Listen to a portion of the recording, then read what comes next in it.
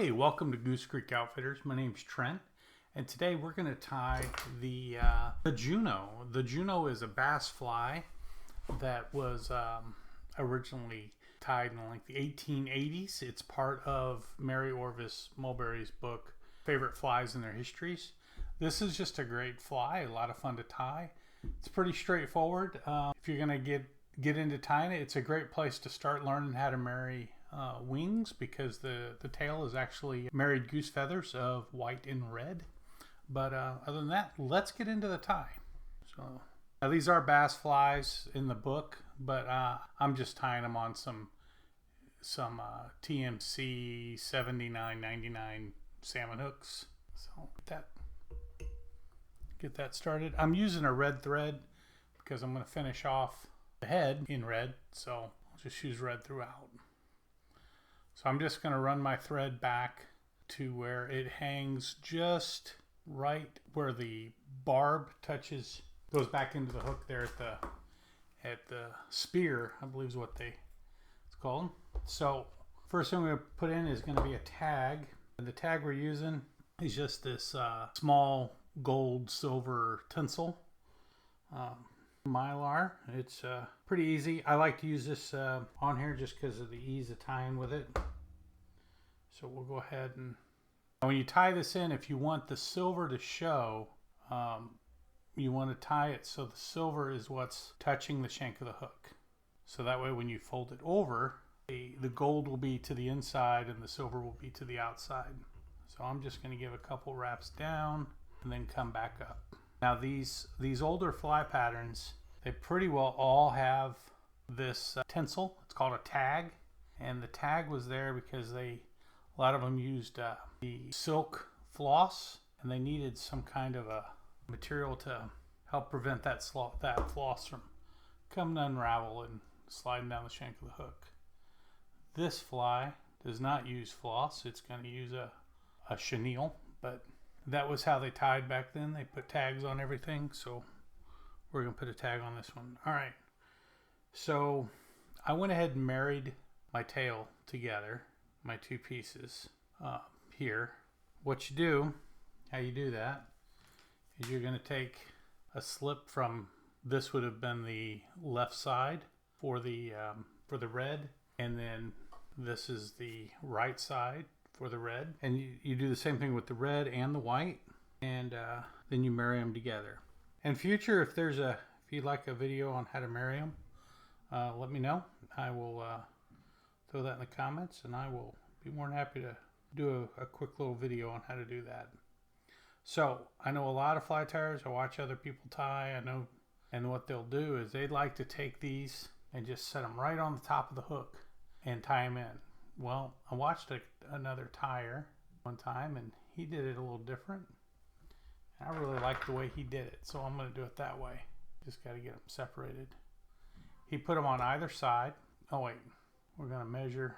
Want the tail, it looks a little cartoonish sometimes, but the tail is equal to the shank of the hook. So I'm going to come down and I'm putting them on either side of the hook. Then I'm just going to come up with 2 loose wraps and look at them. That looks pretty good, the way those are forming. So now I can take these two. I have to use my bobkin to get a hold of them. Sorry, all the fingers in the way. There we go. Now I'm going to take holds of both of them and just kind of work them to the top of the hook, like so. And there we have it. Then we'll just bind these down so it doesn't go anywhere. So now we have our red and white tail. All right. So the next thing we're going to put on is the medium oval tinsel. Excuse me.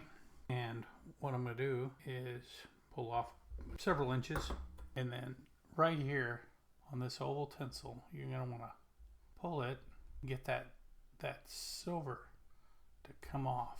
You can see now I've got just the core. So I'm going to come up underneath. I'm going to tie the core in on the underside, like so. Then the next thing we're going to do is our chenille for our body material. And I'm going to do essentially the same thing.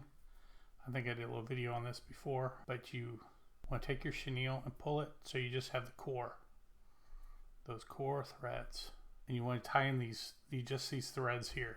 And the reason you do that is it helps prevent any bulk in the fly. If you're tying your flies, especially if you're using chenille, and you get done and you have a weird bump at the end, you probably didn't tie on with just the cord. You probably got a bump of full chenille in there. So now as I wrap this chenille, I'm going under it and over the top away from me. And these are just touching wraps going the whole shank of the hook. Then I'll just come up, give a couple wraps with the thread, flip that off, and then a couple tighter wraps to secure it. All right, now I went this way with the chenille. Now when I do the rib, I'm going to do what's called a counter wrap, and I'm going to come back towards me. And this is, at the time, when you ribbed flies, they got 5 ribs. So if you're going to tie classic patterns, they're going to get, some people will say 4 to 5 on a fly like this. I can easily get all 4, so we're going to go with 4. All right, so we're kind of coming to the end, really. We just got to put a throat and the wings on. So the throat and the wings both, I'm using feathers off this. This is a Indian saddle patch, and it's just got beautiful red vibrant feathers on it. You can tell I've been pulling feathers off this for quite a while. I'm going to grab one off here for the throat and then the 2 for the wings. Now I like to tie my throat on a little different. I know there's a lot of folks out there, they like to take their throat, take the hackle, and they'll wrap it and they fold it and fold it and work it and fold it. But I did it that way for a long time. And then I was reading an old salmon book, tying fully dressed salmon flies. And the author of that book said, just strip some material off the stem, get yourself a nice little bunch, and then just tie it in as your throat. And I'm going to tell you, I started doing that, and it's a lot easier. I don't have to fight with fibers, and I get that in. And then what you do is you just take your thumb, you need a little bit of a thumbnail, and then just work it back and forth, and it'll work in there and give you a nice throat.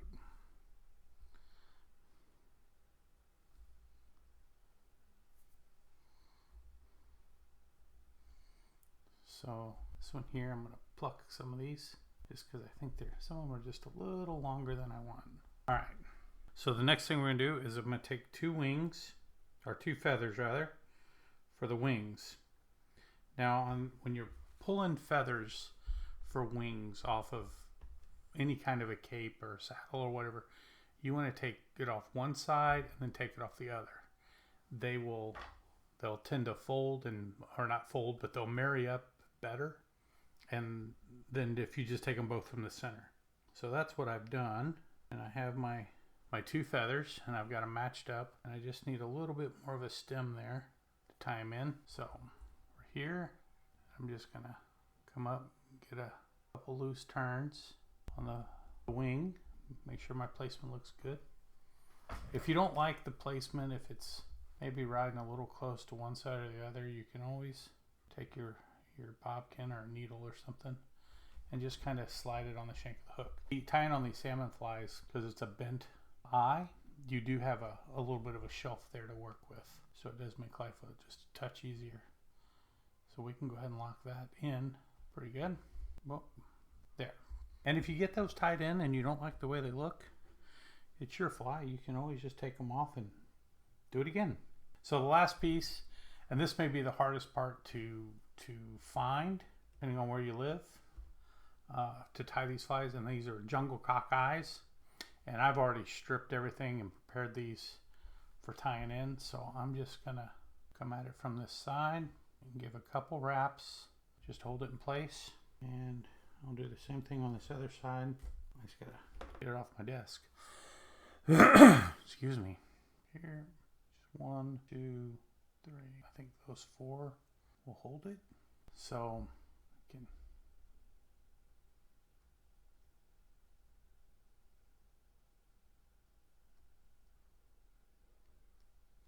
I'm just getting these eyes adjusted to where I like them. All right, so we're here. Now the last thing we're going to do is we're going to put in a Berlin wool head on here because, well, that's what it has in the recipe. So if you have Berlin wool, it looks like a yarn.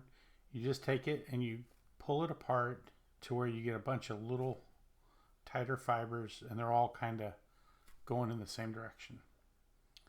If you don't have Berlin wool, you could probably just get regular wool, a yarn, or maybe even just a red dubbing. It's your fly. You can use whatever you want, I guess. So I'm just gonna, my throat keeps getting in my way. All right, so I'll start up here and then just make kind of some touching wraps down to the eye. And of course, in the book with Mary Orvis, all those books all those hooks are blind eye hooks, and they had gut. They went down to a gut, so they were a little bigger heads sometimes. So let me go ahead and finish this off. All right, so that is the Juno from Mary Orvis Marbury's book, Favorite Flies and Their Histories. I hope you enjoyed it. I hope you enjoyed the tie.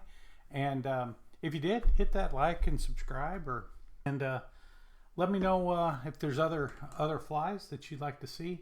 I have several posted, and I plan to tie some up and make some more videos on them. All right, thanks for watching, and I'll see you around the vise.